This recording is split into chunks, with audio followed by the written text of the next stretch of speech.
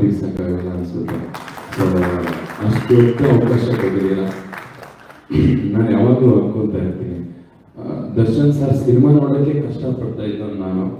ಇವತ್ತು ಆ ಸಿನಿಮಾದಲ್ಲಿ ಆ್ಯಕ್ಟ್ ಮಾಡಿ ಇಷ್ಟು ದೊಡ್ಡ ಪ್ರಮೋಷನ್ ಅಂತಂದರೆ ಇಷ್ಟು ದೊಡ್ಡ ಮುಂದೆ ನಿಂತ್ಕೊಂಡು ಮಾತಾಡೋಕ್ಕೆ ಅವಕಾಶ ಸಿಗ್ತಿದೆ. ನಾವು ಮೋಸ್ಟ್ಲಿ ನನ್ನ ಕೆಲಸ ನಾನು ಕರೆಕ್ಟಾಗಿ ಮಾಡ್ಕೊಂಡ್ಬಂದಿದ್ದೀನಿ ಇಲ್ಲಿ ತನಕ ಅನ್ಸುತ್ತೆ. ಸಾರಿ, ಥ್ಯಾಂಕ್ ಯು ಸರ್. ಇಷ್ಟು ದೊಡ್ಡ ಅವಕಾಶ ಮತ್ತೆ ನನ್ನ ಲೈಫಲ್ಲಿ ಯಾವಾಗ ಸಿಗುತ್ತಾ ನಂಗೆ ಗೊತ್ತಿಲ್ಲ, ಅಷ್ಟು ದೊಡ್ಡ ಅವಕಾಶ ಸಿಕ್ಕಿದೆ.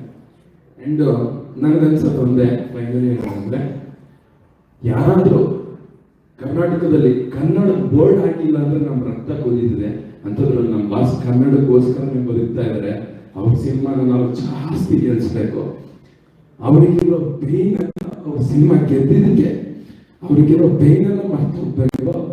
ನನಗೆ ನಿನ್ನೆ ಅನಿಸ್ತಾ ಇತ್ತು, ಕ್ಲಿಮ್ಸ್ ಬಿಟ್ಟಾಗ ಬರ್ತಾ ಇದ್ದೀನಿ ಚಿನ್ನ ಅಂತ ಇತ್ತಲ್ಲ, ಅದು ಬಿಟ್ಟಾಗ ನನಗೆ ಅನಿಸ್ತಾ ಇತ್ತು, ಎಂತೆಂಥ ಕೆಟ್ಟ ಸಂದರ್ಭಕ್ಕೆ ಅಶ್ವಿನಿ ದೇವತೆಗಳು ಅಸ್ತು ಅಂದಿದ್ದಾರೆ. ಯಾಕೆ ಈ ಗ್ಲಿಮ್ಸಿಗೆ ಒಂದ್ಸತಿ ಅಸ್ತು ಅಂದ್ಬಿಡ್ಬಾರ್ದು.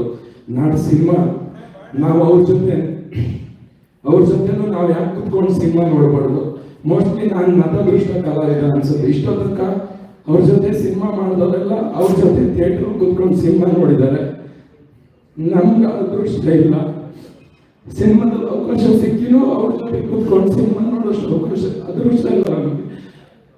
ಗೊತ್ತಿಲ್ಲ, ಬೇಗ ಬರ್ತದೆ, ನಾನು ಸಿನಿಮಾ ನೋಡ್ತೀವಿ. Thank you sir, thank you. Kantharaj sir ನಾನು ಮರೆಯೋಂಗೇ ಇಲ್ಲ. ಅವರೇ ಪ್ರಕಾಶ್ ಸರ್ ಪರಿಚಯ ಮಾಡಿಸ್ಕೊಟ್ಟು ಥ್ಯಾಂಕ್ಸ್ ಅಣ್ಣ.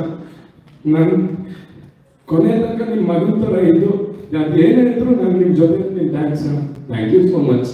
ಸಾರಿ, ನಾನು ಶೇರು ಲೈಕು ಕಮೆಂಟ್ಗೆಲ್ಲ ಮಾತಾಡೋದು ಇಲ್ಲ. ನಾನು ಮೀಡಿಯಾ ಮುಂದೆ ಆ ಥರ ಇದು ಮಾಡೋದು ಇಲ್ಲ.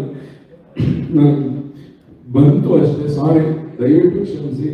ಸಾರಿ. ಎಲ್ಲರೂ ಸಿನಿಮಾ ನೋಡಿ, ಥಿಯೇಟ್ರಿಗೆ ಬಂದು ಸಿನಿಮಾ ನೋಡಿ. ನಮ್ಮ ಬಾಸ್ ಹೇಳೋದು ಇಷ್ಟೇ, ಸ್ಟಾಪ್ ಪೈರಸಿ. ಇದು ನಂಬ್ಕೊಂಡು ನನ್ನಿಂದ ಹಿಡಿದು ಪೋಸ್ಟರ್ ಅಂಟಿಸಿ ಥಿಯೇಟ್ರಲ್ಲಿ ಪಾಪ್ಕಾರ್ನ್ ಮಾಡೋವರೆಗೂ ಇದನ್ನ ನಂಬ್ಕೊಂಡೇ ಬದುಕ್ತಾ ಇದ್ದೀವಿ. ನಮ್ಮ ಹೊಟ್ಟೆ ಮೇಲೆ ದಯವಿಟ್ಟು ಹೊಡಿಬೇಡಿ. ನಾವು ನಿಮ್ಮನ್ನ ಸಂತೋಷ ಪಡಿಸೋಕೆ ಕೆಲಸ ಮಾಡೋದು, ಅದನ್ನ ಕೊನೆ ತನಕ ಮಾಡ್ತೀವಿ. ಥ್ಯಾಂಕ್ಸ್.